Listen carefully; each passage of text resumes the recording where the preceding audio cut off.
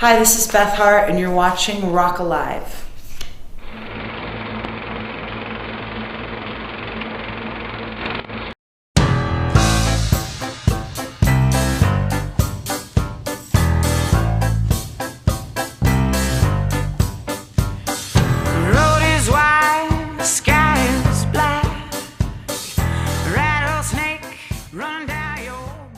And the title of the record comes from a song that's on the record called Bang Bang Boom Boom.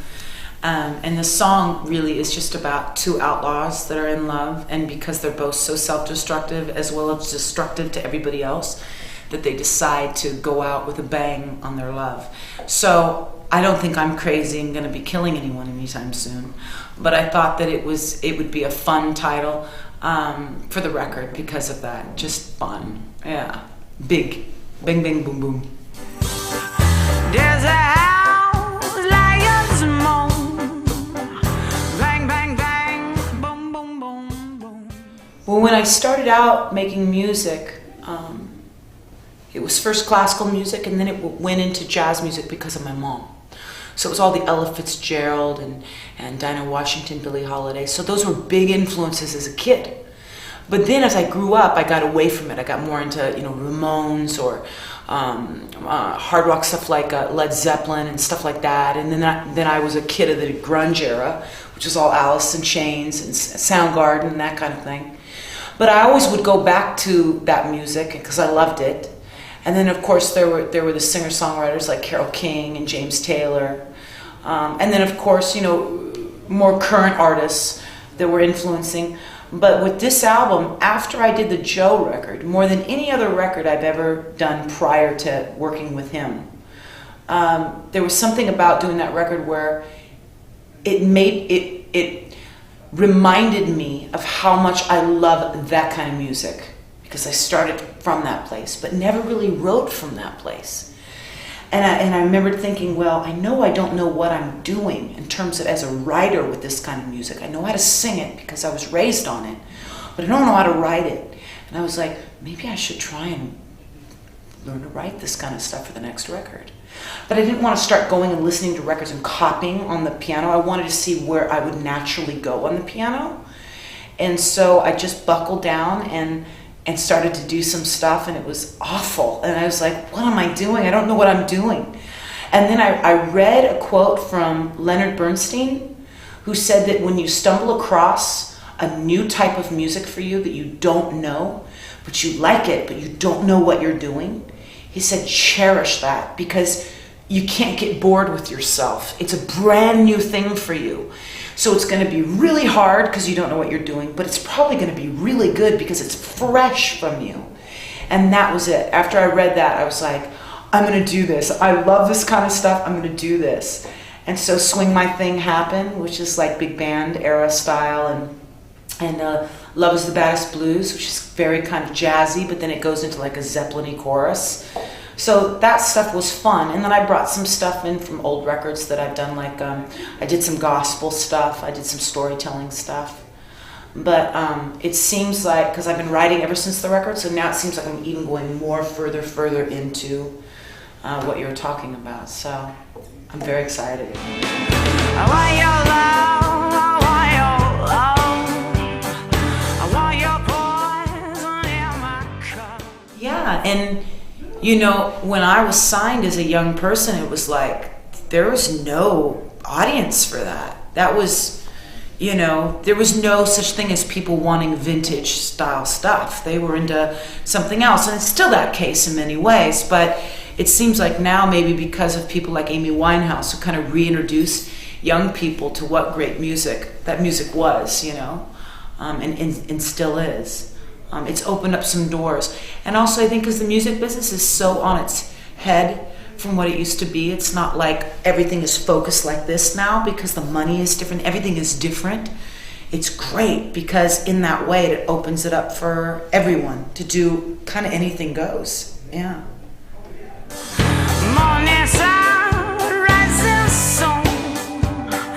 Bang, bang, bang. Boom, boom, boom, boom. All of my records that I've done in terms of original material has always been pretty personal. I mean, I think it kind of has to be, you know. I think anytime you're writing, you have to write what you feel, what you know. Because if you try and write something else, it's going to be probably hard to believe. You know what I mean? So, and I'm not good enough as a writer to make up something I don't already know, you know. Whereas you have someone like Tom Waits, he can do anything. I remember reading an interview with him recently, and he's like, you don't have to know everything you write. You can just use your imagination and make it up. Well, yeah, you can, Tom, because you're such a genius, you know? Some of us just have to stick to what we know, and that's me. Yeah. Bang, bang, ring of fire.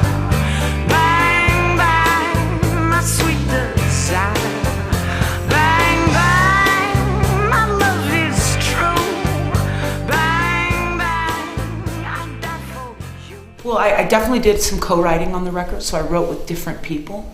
Some of which was James House, like we wrote the song together, Caught Out in the Rain. And then a buddy of mine, Monty Byron, we wrote Better Man.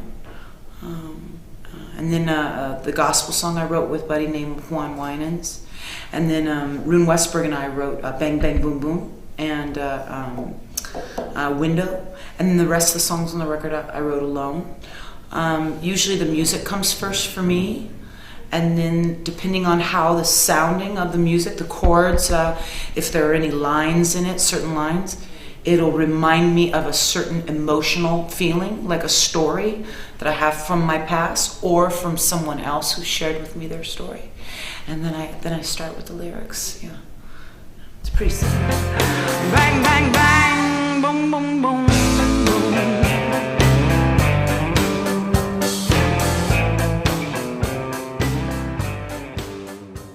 Well, ever since I was young, I mean, I've always liked to write alone, and I never really wanted to write with anyone else.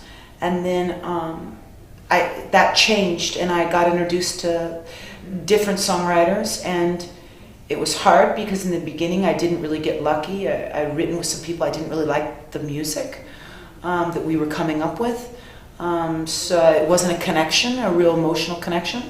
But I kept going, and I started to learn so much by writing with other people. So I always ask my manager when I've got a record coming up to stick me out there with maybe new people or some people I've written with in the past and just see what happens. And I like to have about 50 songs for a record, you know, and then choose, you know, either what comes out best when you're recording it or what I just like the best. But I find that, you know, when I write with other people, it inspires me to write alone more.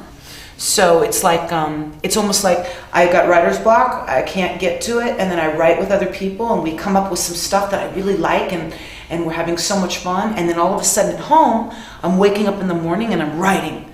And I'm writing, you know, and it just kind of gets the juices flowing, as they say. But James House, he was great. You know, he's from Nashville. We actually wrote quite a few songs together, but one of which made it to the record.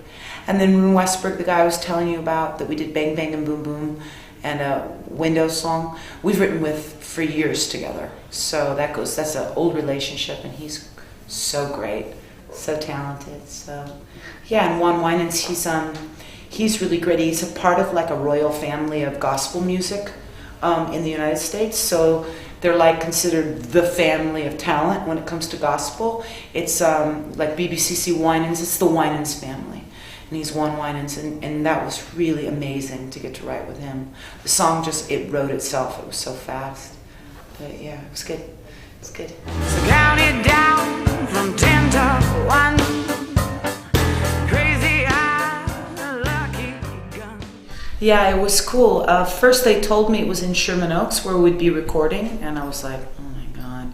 Because Sherman Oaks is really pretty and perfect and pristine. It's not really rugged, and I like to be around rugged, you know? So I wasn't that excited about it, but then when I went down to see the studio for the first time, it was great. It was a really old studio. I'd been there for many, many years, and it had a lot of great ghosts, you know, still hanging out in there, and you could feel it in the room. But yeah, that was a pleasure to work there. Yeah. We were born that blood and the bones.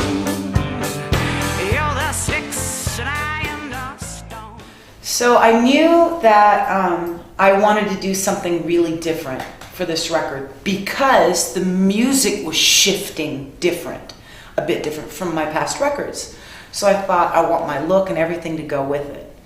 And then the different artists that I've been really turned on to the last couple of years, you know, they all have been much more fashion orientated and having like these looks. And I was getting so excited and inspired by them. So I was thinking about, what do I want to do? What kind of fun thing do I want to come up with? And I wanted something that's going to be sexy and fun, but I want it to be vintage. And then I thought about 40s girl pinup, which was like, you remember the pinup girls, and they'd send it to the guys off in war and that kind of thing. So I called, I was getting ready to do the photo shoot coming up in about a month, and I called the girl that was doing all of the clothes, and I said, Sasa, what do you think about us doing 40s girl pinup, you know, kind of mixed with like Frank Sinatra gangster? That was my idea, like Frank Sinatra Rat Pack, and then a Rat Pack, and then 40s pinup. She's like, yeah, that sounds really good. And then the photographer heard word, and he's like, yeah, let's do it. So when we finally came in, I mean, it was like they nailed it. It was so beyond, you know? So it was so much fun. I felt like such a girl. Bang, bang, ring of fire. Bang, bang, my sweet desire. Bang, bang, my love is true. Bang, bang, I die for you.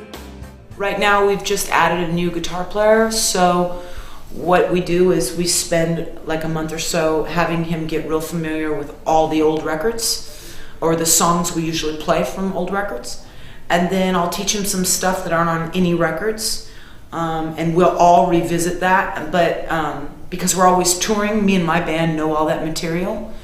And then when I get home after this press tour, we're going to rehearse so I can relearn what I did on the record, and so the whole band can learn it as well, because my band didn't play on the record, so they're going to be learning everything and get that all together. But whenever I tour, I play a good amount of the new record, but I also like make sure I play a lot of things from old records as well for people that know that material more. And so, yeah. Bang, bang, bang, boom, boom, boom.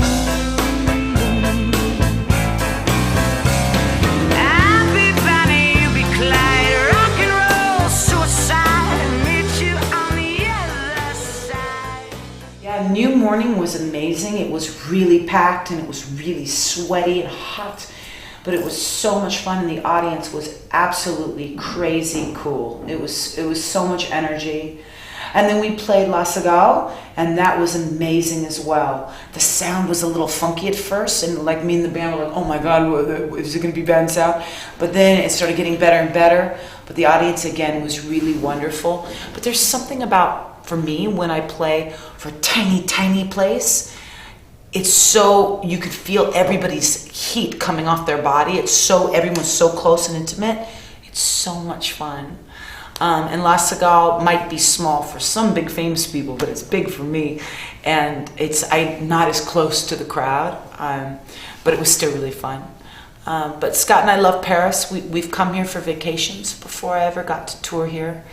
And for obvious reasons, it's gorgeous, and the food is wonderful, and the people are always so nice to us. But this past summer, for the first time, we got to do a lot of touring in the south of France, and all over France, really. We just did a lot of touring, and that was amazing. And my band was so having the best time, so it's good. Bullets made from silver spoons, I got 'em, baby, just for you.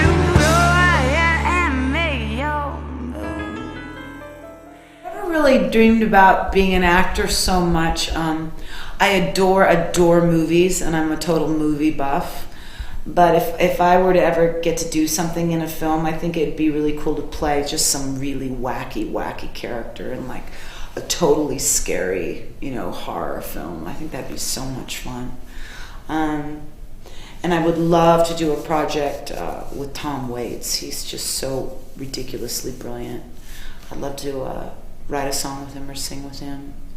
I'm such a huge fan. Love him. Do a song.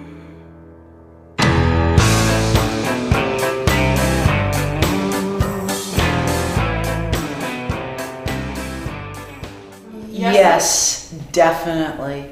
You know, at this time in my life, I've been doing what I've been doing for so long and having a great time at it. But about, I don't know, 4 or 5 years ago, I started getting bored with myself. I was like, I'd written certain types of songs in a certain type of way for a long time. And I think I was starting to get to a place of I have to challenge myself for not for my career, but for myself, you know? So I can fall back in love with songwriting again and singing again in a different way where it's difficult and challenging and scary. I wanted those feelings again. And I think I'd just gotten kind of into a rut of feeling comfortable. I don't know how good it is to, you know, be comfortable. So yeah, it definitely was like, let's do something totally different. Yeah.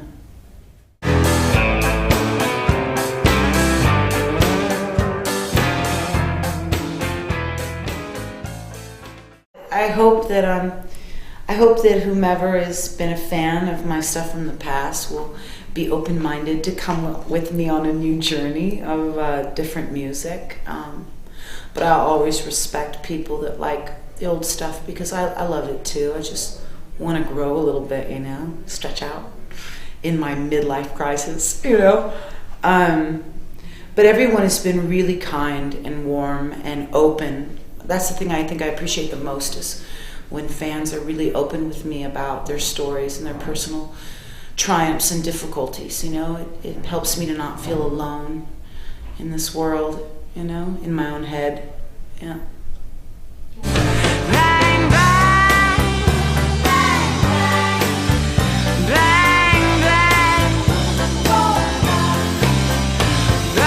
bang, bang, bang, oh bang, bang,